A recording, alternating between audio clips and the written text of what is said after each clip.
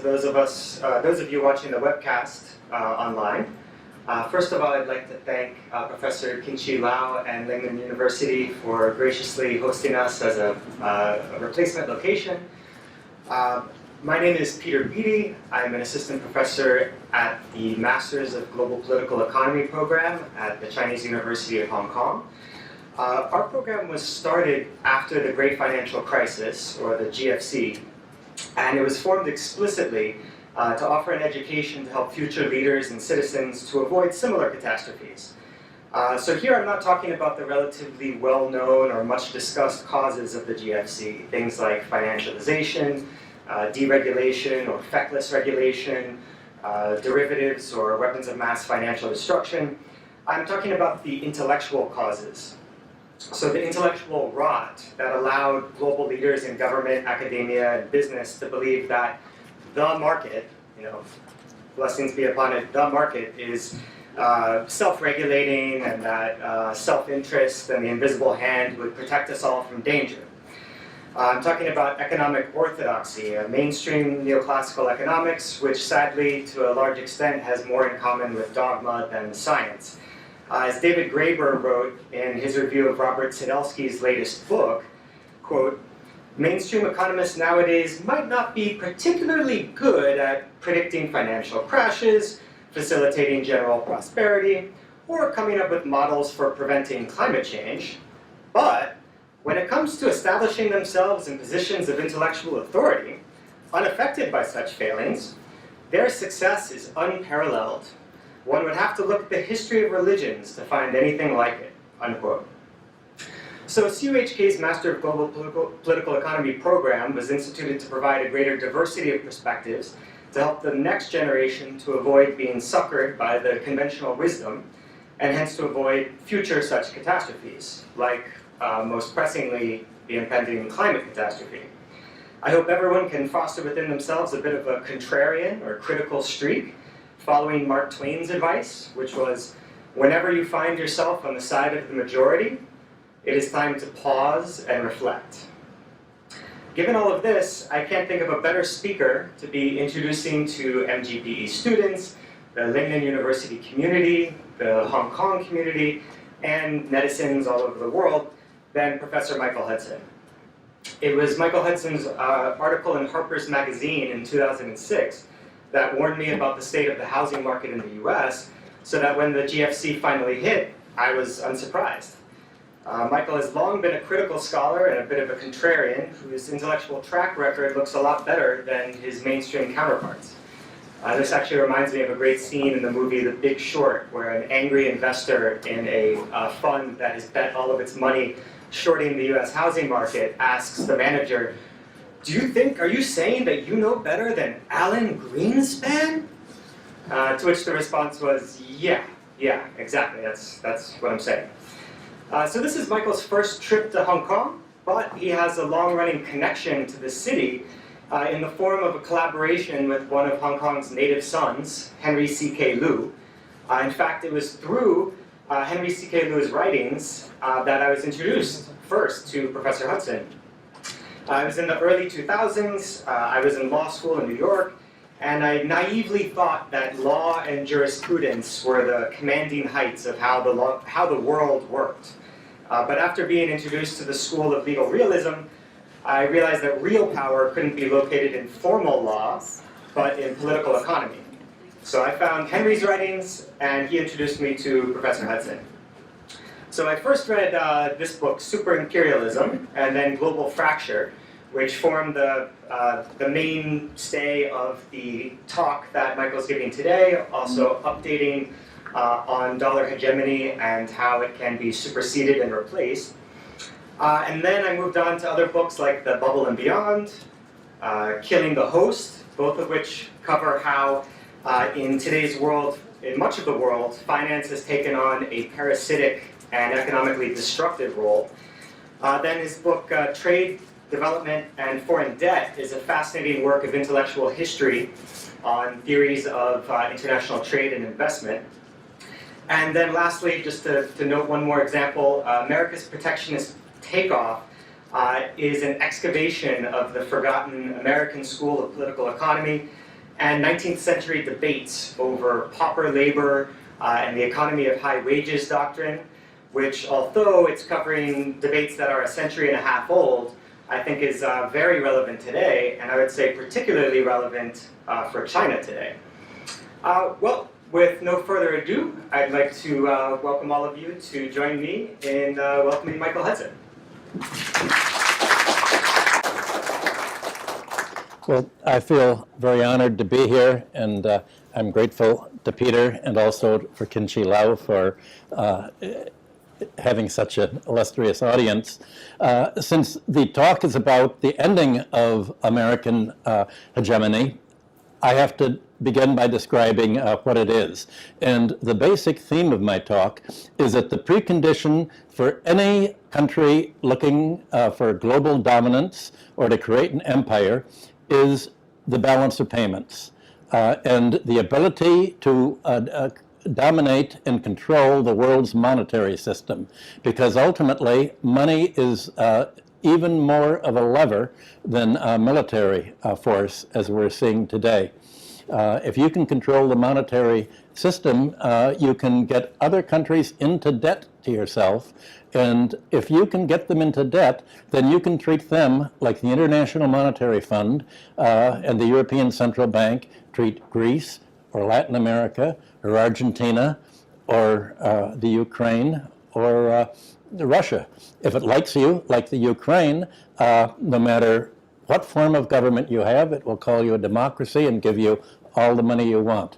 If you seek to become independent of American control, if you do not sell your natural resources to the United States, then you will be denied of the financial basics that you need to create your own money supply and to fund your own economic growth.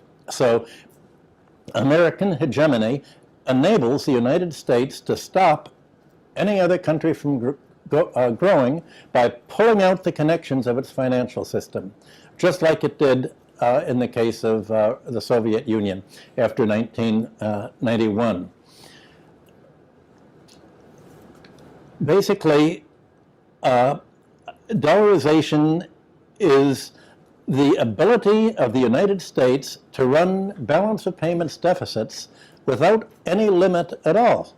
And since 1951, the United States balance of payments has been continually in deficit. Any other country, if you run a deficit, would have to raise its interest rates, impose austerity, and stop its economic growth. The United States has not had to do that, largely because the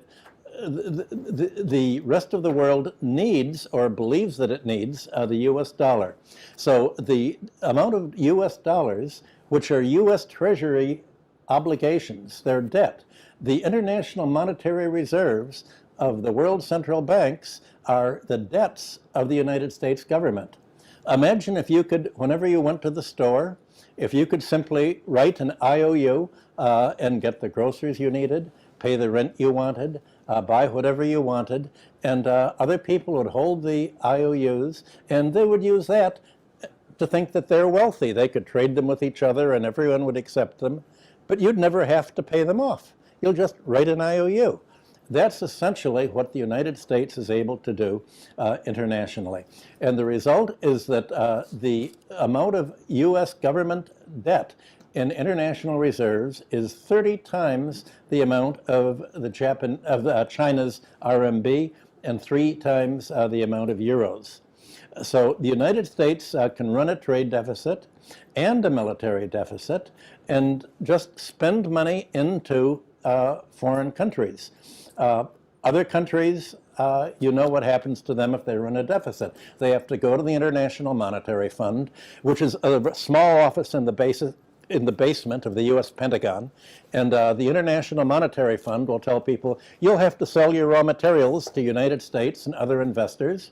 You'll have to buy your food and agricultural crops from the United States, not grow them yourselves. You will have to become dependent, or else we will make you look like we made Cuba or Iran or Venezuela look like? We will make you an outcast of the world monetary system. So basically, it's your money or your life. That is the deal that's being made. Why doesn't this happen to the United States? And the answer is that the dollar's unique status. Here's what happens. The United States will begin spending money on its 800 military bases around the world, and it will import manufactured goods from China and other countries that it no longer produces. When it spends these dollars, the dollars are received by Korea, other countries, and the recipients take the dollars and they turn them into domestic currency because that's what other countries use, and they get the domestic currency from their central bank. So they turn the dollars over to the central bank that now ends up with these dollars. Well, what does the central bank do with it? Until 1971, they would buy gold. And if they would buy gold, the U.S. would have less of them. But now the foreign central banks don't buy gold. They don't buy stocks or private sector bonds. They really don't have much of a choice to do anything except buy U.S. Treasury bonds. So they, when they buy U.S. Treasury bonds with them, they send the money back to the United States. It is recycled back into the U.S. government. So the U.S. government spends on military account. This gets into foreign economies. Their central banks turn them back in. And that is what has created the whole Western world into a dollar area. Everybody using the dollars. And for foreign central banks, Russia, other countries, even China for a while, these dollars and their reserves enabled them to expand their economy, to spend abroad, and continually grow. What is unique is that the larger the United States balance of payments deficit becomes, the more dollars are spent abroad and recycled to fund the domestic budget deficit. So the government doesn't have to borrow from the United States citizens and investors. It doesn't have to print the money. It gets the money to fund its military spending, which is the main factor behind the budget deficit, from other countries. So other countries are actually paying for these 800 military bases and are paying for the U.S. encirclement of them, which the U.S. will use in case other countries seek to misbehave and withdraw from the dollar area. So this is essentially a way of making other countries pay for U.S. policy. And what does the U.S. policy want? It can then go to other countries and say, we want you to follow our neoliberal policy. And the policy is privatization. They have to sell off their public domain, their public infrastructure, their electric utilities, their raw materials, their oil, to American buyers. And the hope is that when foreigners buy a U.S. Treasury bond, they get less than 1% interest. But when Americans buy foreign private investors, buy foreign industry, the idea is they can make at least 25% per year. I did a study of the balance of payments of the oil industry in 1965, and every dollar invested in foreign oil in balance of payments terms was recovered within 18 months. So you have a in 1 year, you recover all the money, and it's a constant doubling time. The plan of the United States at that time in the 1960s, and the argument put before the oil industry to Congress, which I actually was hired to write, was if we can make so big a profit on other countries, pretty soon we will get so much investment from them that we can afford to spend our money abroad and maintain our military control of them so that nobody would dare withdraw from the system. So that's basically the system we have today. And it's counterintuitive. It's not fair, and you won't find it in economics textbooks, because economic textbooks say how everything that exists is inevitable and the result of equilibrium and the best of all possible worlds, otherwise we'd have a different world. Well, it's not inevitable, and I'm going to spend the rest of this talk explaining how we got here to this situation, so you know how to get out of it, if indeed you want to. Basically, the problem began in World War I and intensified in World War II. World War I was basically a fight between a finance capital countries, Britain and France, arming to prevent what they thought was a threat, and that was a threat of socialism, specifically state socialism of Germany and Central Europe. What made Germany and Central Europe different from England, the United States, and France was that there was a unity between the government, heavy industry, very largely based on armaments and building ships and a navy, and banking. And the difference between German banking and Central European banking and English banking was the difference between short-term and long-term. The government representatives and the bankers would get together with the industry and say, how much credit do you need to grow? When German banks would invest in a company, they, unlike the British banks, they would not ask all your dividends should be paid out quickly. They'd say, don't pay out the dividends to investors. We don't want the dividends. We want your company to grow and to take our gain in the form of capital accumulation.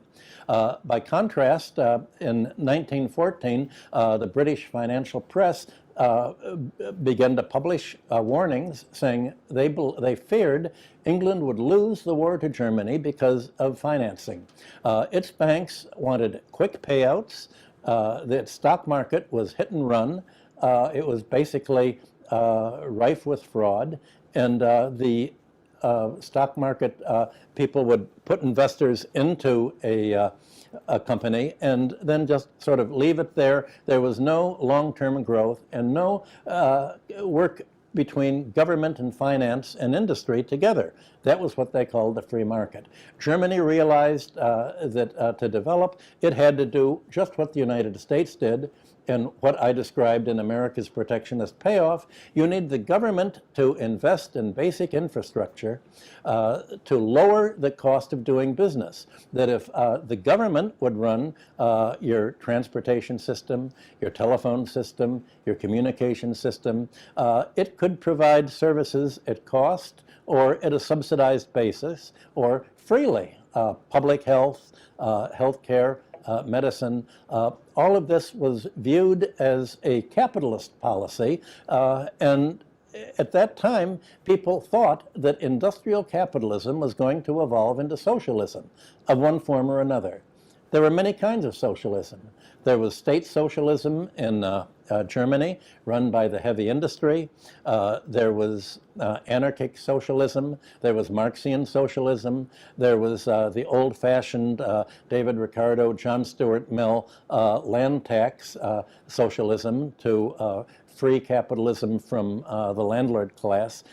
Everybody before World War I believed that the tendency in every country was for government to play a larger role. And the general word for this was socialism, and the main supporters were capitalists, because the capitalists wanted the government to subsidize their development, to lower the cost of doing business, lower the cost of living, and if the government would provide medical care, a healthy population, then employers could pay their workforce less because they wouldn't have to pay for the labor force paying all these higher costs. Well, it seemed to be that Germany, as an economic system, was destined to dominate the Anglo-American countries, and what that meant was there was a struggle between two different kinds of capitalism, between industrial capitalism of the German model and the finance capitalism of the Anglo-American model. What changed matters, of course, was that the United States entered the war on the side of England, largely because the American financial system had changed away from industrialization towards the British system. And the day just before America entered the war, J.P. Morgan went to the White House and convinced the President Wilson that indeed we had lent so much money to England to buy armaments that if we were going to collect the money that England owed us, that we sold them on credit, we would have to go to war and make sure that it won so it would have enough money to pay the American arms exporters. I go over the story in great detail on super-imperialism. Well, the problem, America did indeed come in, destroy Germany, and the problems all began when the peace occurred. The question was, what were the terms of peace? And America did something that was very different from European experience. When England went to war against Napoleon with its allies, when it had gone to war with other countries, European countries, once the war was over, the winners would typically forgive the debts of the support that they'd given each other. And the English imagined that somehow the Americans were going to act like 18th century Englishmen would have acted and said, okay, we've won, we're all on the same side, you don't have to pay us for all of the arms that we sold you before we entered the war. America did agree not to make England pay for the rifles and the bullets and the airplanes that it contributed during the war, but before America entered the war, France, England, and the Allies had borrowed a huge amount of money from the Americans to buy the arms to fight Germany. Well, the inter-allied debts were so large, so they were beyond the ability of England to pay without going bankrupt, as it did in any case by 1926, when you had the great general strike in England. Germany was obliged to pay England and France so much money that they could turn around and pay the Americans. And John Maynard Keynes wrote a number of wonderful essays on the Treaty of Versailles is an economic disaster, saying there is no way these debts can be paid. The Allies, because of the American insistence on being paid for the World War I debts, they are going to have to insist on huge German reparations. The reparations included taking away the most productive, economically profitable German lands bordering France, taking Germany's monetary reserves, driving it so bankrupt that you had the hyperinflation of the 1920s, 21. You had the collapse of the Reichsmark. You had the conditions that ended up producing Nazism and that led to World War II. Well, by 1931, after the Depression of 1929, it was obvious that that the whole world was being torn apart by America's demands, the American government's demands on European governments to impose austerity and pay them. And so they suspended the inter-allied debts, and they suspended German reparations, although the United States says we're keeping these debts on the books in case you ever do get money, we're going to want whatever you have. So the result is that Germany ended up with Nazism. Once again, England and France realized that there was a fear of German growth, and the result was another war between England, France, and Germany, with America joining in. And this time, the American strategy against England was very different from what it was in World War I. President Roosevelt and his cabinet did not like England very much. They thought, we can use World War II as an opportunity to break up the British Empire, and we can pick up the pieces. And by making England indebted to us again, as we did in World War I, we can make it settle the debts by breaking up the empire and following an American-centered world, this time with free trade, now that we have all the gold. Well, by the time World War II ended in 1945, America had not only half of the world's monetary gold, that is the gold in central banks, but it had the largest industrial capacity in the world because it had built up all this industrial capacity during the war to provide the arms to fight Germany. Well, by 1950, the American trade surplus and domination had grown so much that it had accumulated about 75%, 3/4 of the world's monetary gold. The rest of the world, Europe, Asia, Latin America, were all put sort of on rations, and they were being stifled in their growth while the United States was taking off. Then a great change happened, an about-face. For the first time, in 1950 and 51, the United States balance of payments went into deficit because of because of the Korean War.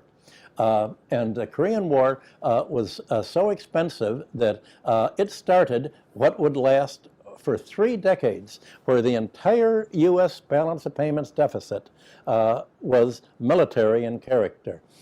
In the Superimperialism, I have a chart, and I show the private sector was just exactly in balance in the 1950s, the 1960s, and onward. The entire deficit was military in character.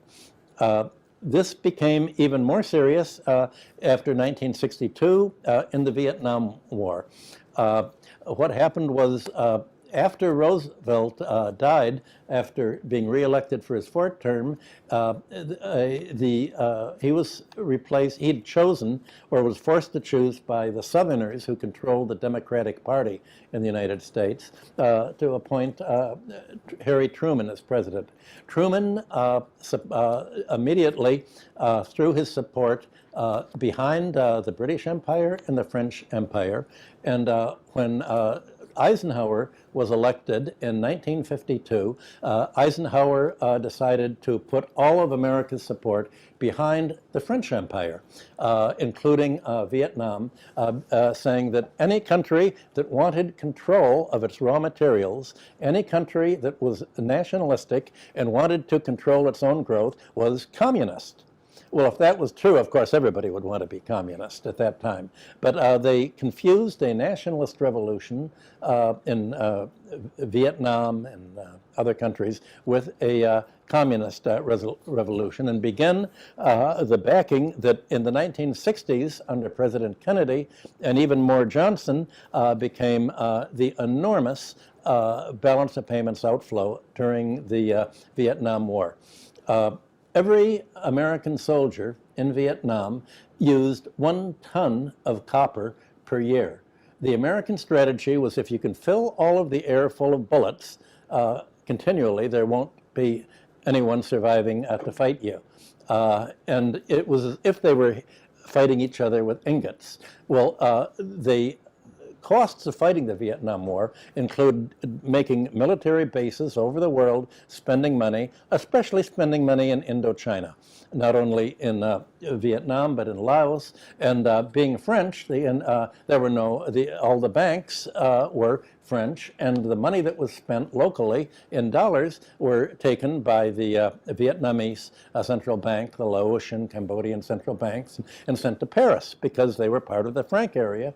And General de Gaulle would then very conspicuously every month say, we've got so many dollars, please give us gold for these. At the time, I was Chase Manhattan Bank's balance of payments economist during the mid-60s, and every Friday we would wait for the Federal Reserve's report that came out on U.S. gold holdings. And at that time, every printed dollar bill or $10 bill or current printed currency in your pocket had to be backed 25% by gold. And so we looked at the currency, pretty steady, and we looked at the gold supply dropping and dropping and dropping each month, not only from General de Gaulle with his nice speeches, but Germany that cashed in the gold without making the speeches. And it was obvious to us that the United States was going to go off gold. Surprisingly enough, to many of you, it was Wall Street that opposed the Vietnam War for that reason. When I joined Chase Manhattan Bank, George Champion was the chief executive officer of it, and he was against he said America's war in Vietnam is not fiscally responsible. It was pushing the country into budget deficit and balance of payments deficit. Most of Wall Street was against the war. The people, the Vietnam War and the military policy of America today is largely by the left. The labor unions supported the war. The labor unions would have their members, when there were anti-war parades, the labor unions would try to break them up. The labor union leaders came out in favor of the war, saying we need the employment by the arms. The labor unions moved, as they are today, to the far right wing of the political spectrum. Wall Street moved to the relative left wing of the political spectrum and remained there for a decade.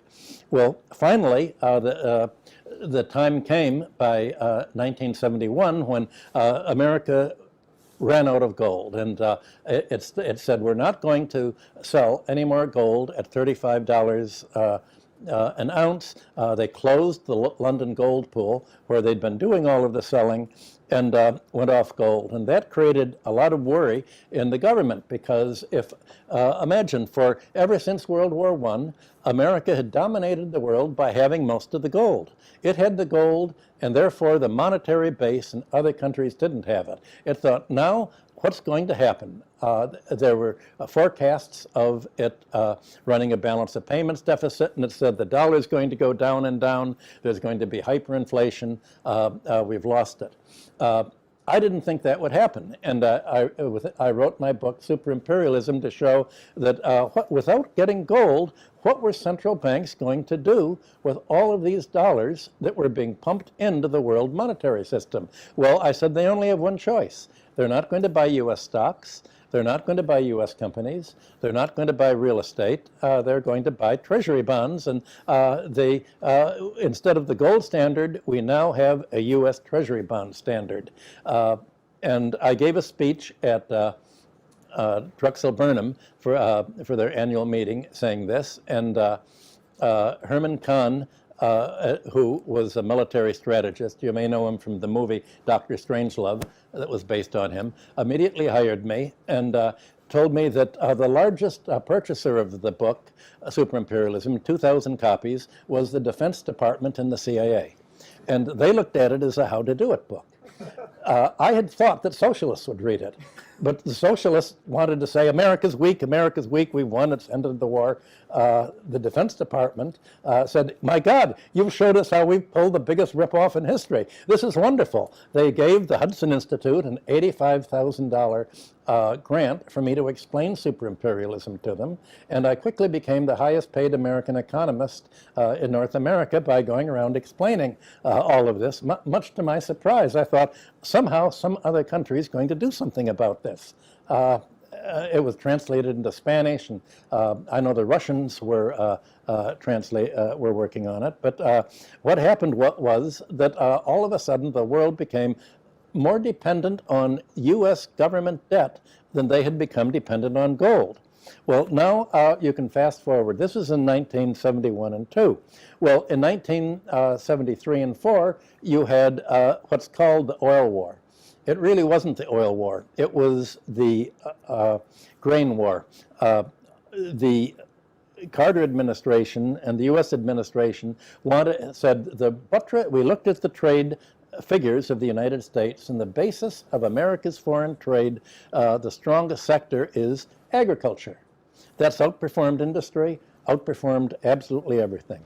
And they quadrupled the price of gold, and then Saudi Arabia and the OPEC countries retaliated by quadrupling the price of oil.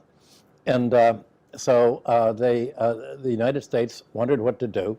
I was brought down to the State Department and the U.S. Treasury and met with the heads of Standard Oil, who had joined the Treasury as their officials, which is appropriate because oil is the balance of payments and the Treasury, and that was my old friend. And he said, we've made a deal with Saudi Arabia. You can charge whatever you want for your oil, but you have to take all of your trade surplus and you have to reinvest it in the United States economy.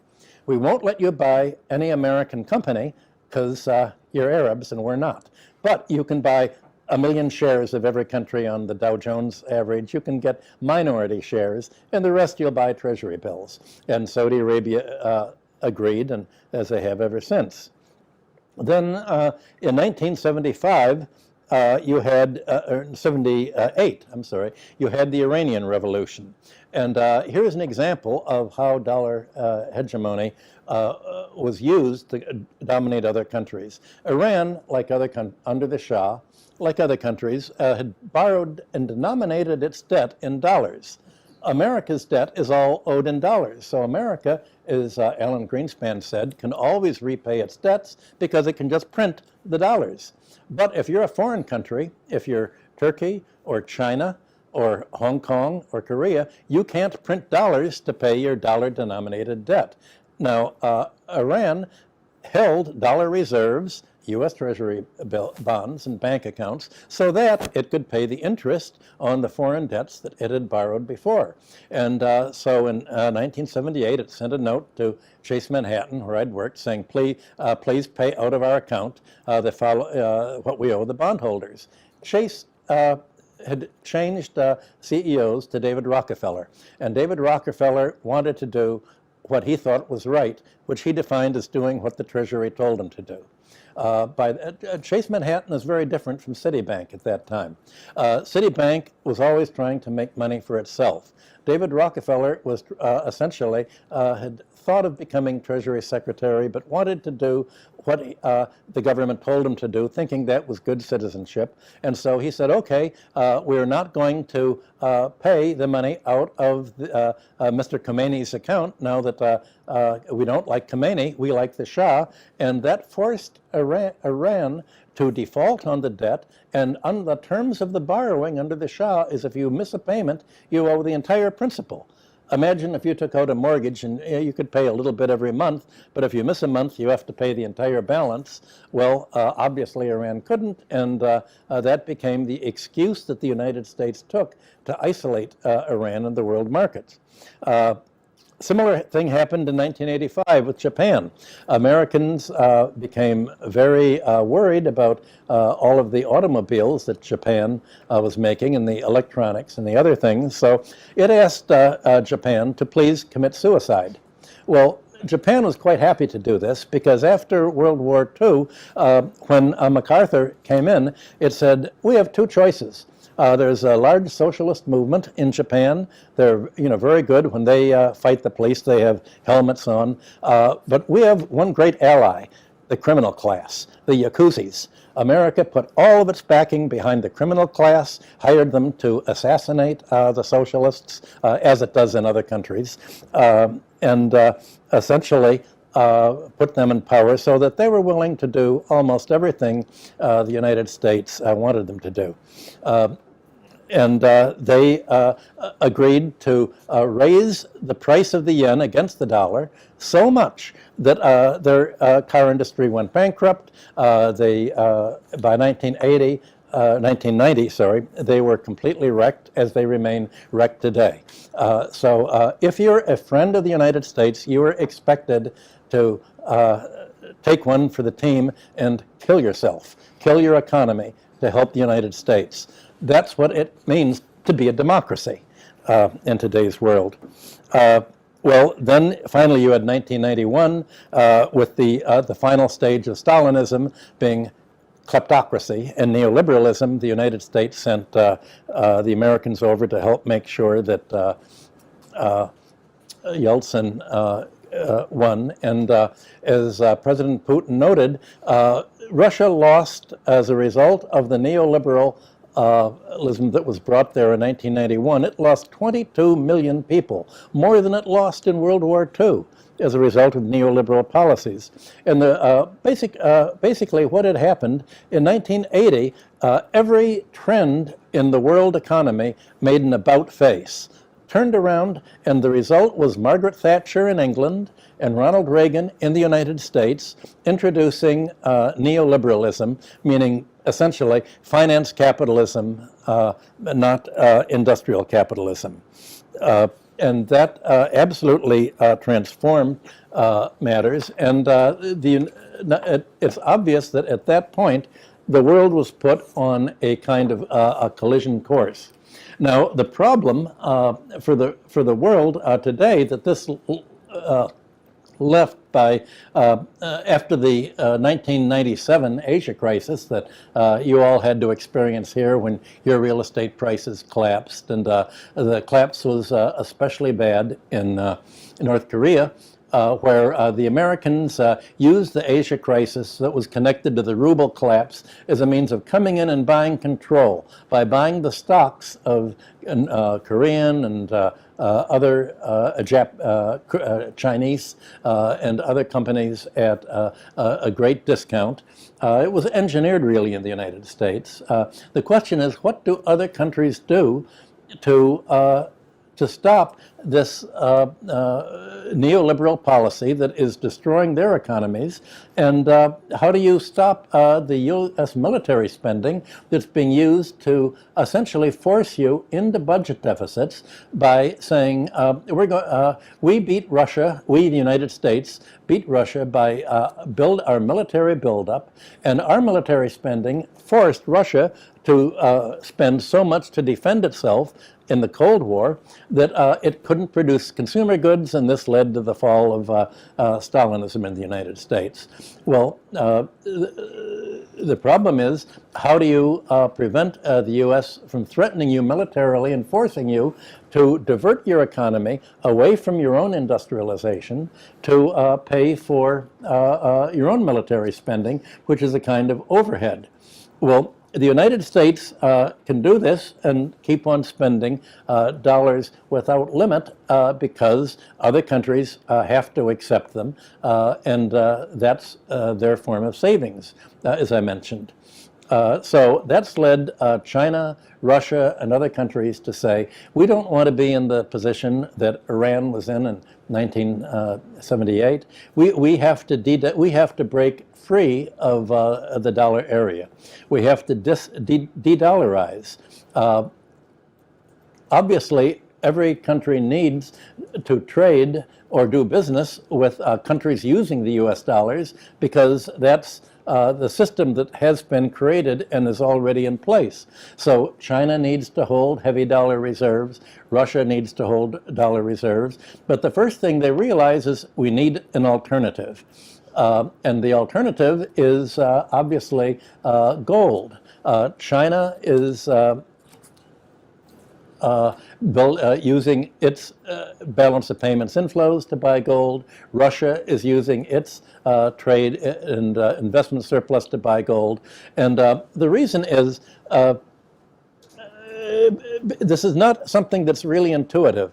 In 1975, Herman Kahn and I went to the White House, and we were trying to say there are certain advantages in gold. If you were to get all the countries in the world to agree on something to use, people would say, well, there are different things. China liked silver, there are other things. But Herman Kahn put a map of the world up, and he said, what are the countries that don't like gold? And it was the Western Europe and the United States, countries with a faith in government.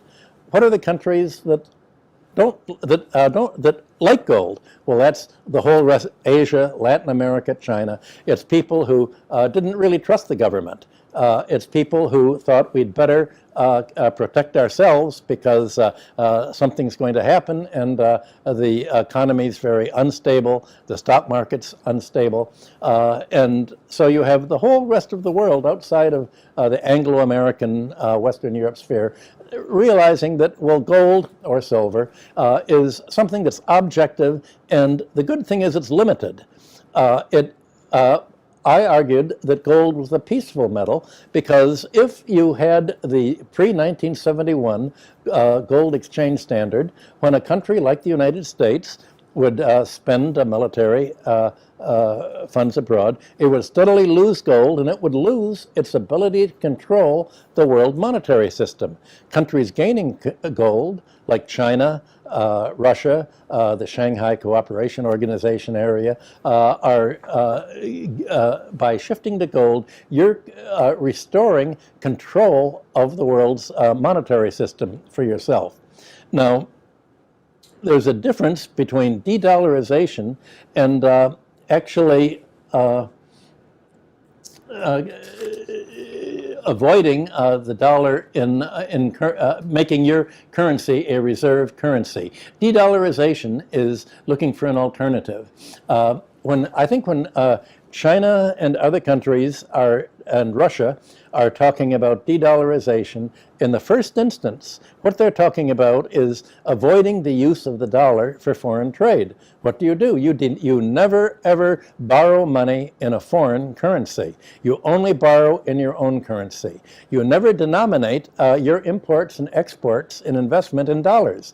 Because if you make trade agreements in dollars, the United States has already threatened, we can unplug you from the SWIFT, the interbanking computer system, and we'll pull the plug on your electronic bank transfer system, and you won't be able to operate your financial system. It's like turning off the lights. This is America's asymmetrical warfare. But if you denominate your trade, investment, tourism in your own currency and your debt in your own currency, then if the IMF tries to mobilize an economic raid on your currency and push it down, where you'd have to pay more and more and more of your currency to raise the dollars to pay the dollar debts, you're immune from this. You can simply always pay your debts in the currency that you print yourself, whether it's RMB or Hong Kong dollars or any other currency. So the first step is to avoiding the use of the dollar, but to make your country a reserve currency, you'd have to do what the United States did. It made its dollar a reserve currency by running the balance of payments deficits that I talked about.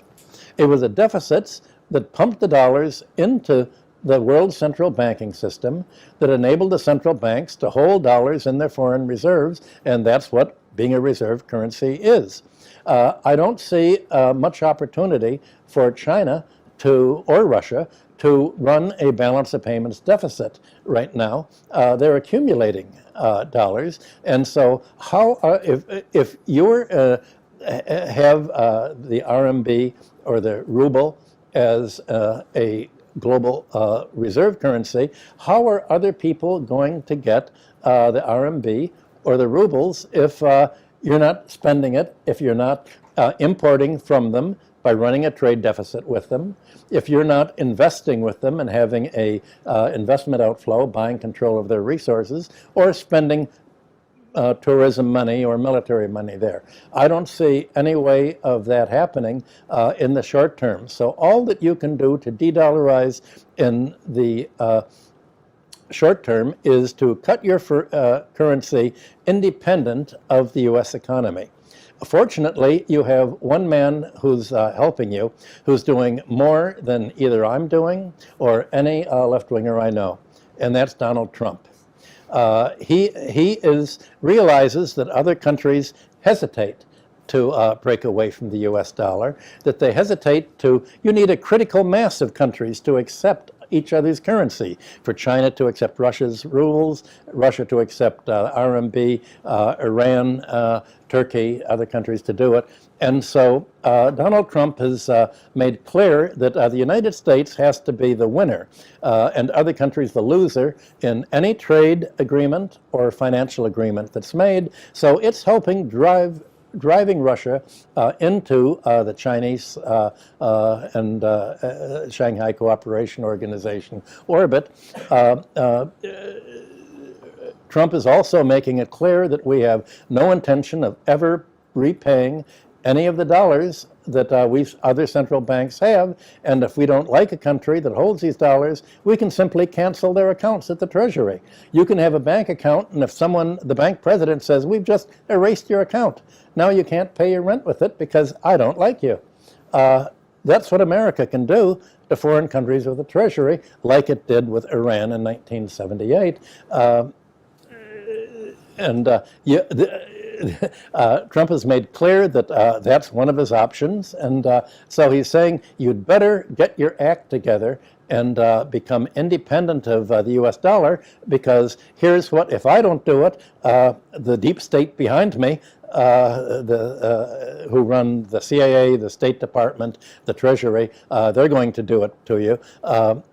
He wrote a book explaining the whole policy. The book was called The Art of Breaking the Deal. And that's how Trump made his money. He's the biggest real estate crook in New York. And if you happen to travel to New York, strike up a conversation with either a cab driver, anyone you'll meet somebody who's had some economic relations with Trump. And Trump's business plan is quite simple. If he makes a deal with someone, a contractor, to supply bricks, he'll supply the bricks, he'll pay you 10% down, do it. Then the contractor will say, I'm finished, here's the money. Trump will say, well, I'll only pay you 50%, I don't like the bricks. There's one person I know from Pennsylvania who sold him 30 Steinway pianos. Trump then he asked for payment. Trump said, well, I really didn't, one of them was out of tune, I'm not going to pay you anything, you'll have to sue me. In the United States, it takes 5 years and at least $50,000 to bring any lawsuit, and the courts are very, very, well, they're about as crooked as Bolivian courts, I think. It's a hell to try to sue Donald Trump. Not many people have collected. I gave an archaeology talk, and a man came up to me and said he was an architect, and actually the architect for the bathrooms in Trump Tower. And he designed the bathrooms. They made the tower. He said they built them very shoddily. Then he sent the bill, and Trump said, well, we don't like the design. We're not going to pay you. And so the architect found out that under New York law, the architect has to sign off with the building department that, yes, the building's been done. And he didn't sign off, and Trump was threatened and losing $200 million and going bankrupt. He was the only person that I know who got the bill paid. But Trump also stiffed the banks that financed him, and nobody will deal with him except Russian kleptocrats and money launderers, which is, he found that he could make a whole real estate business, not in selling to renters. Here if you have a developer in Hong Kong, you're looking for either a apartment buyer or an investor to buy your apartment. Trump looked for a foreigner with extra dollars that they wanted to hide and get out of their country in a hurry, and most of these apartments were essentially not for living, not for using. They were a way that money launderers and kleptocrats could save their money. You know the joke about people in America buy 100-year-old wine, or rare wines as a kind of trophy to collect. And someone paid $5,000 for a big bottle of Richebourg wine, and they actually tried to celebrate and have a party and poured it all out. Being 50 years old, or I think it was even 75 years old, it was turned to vinegar. And the buyer complained to the auction house and said, this wine's turned to vinegar.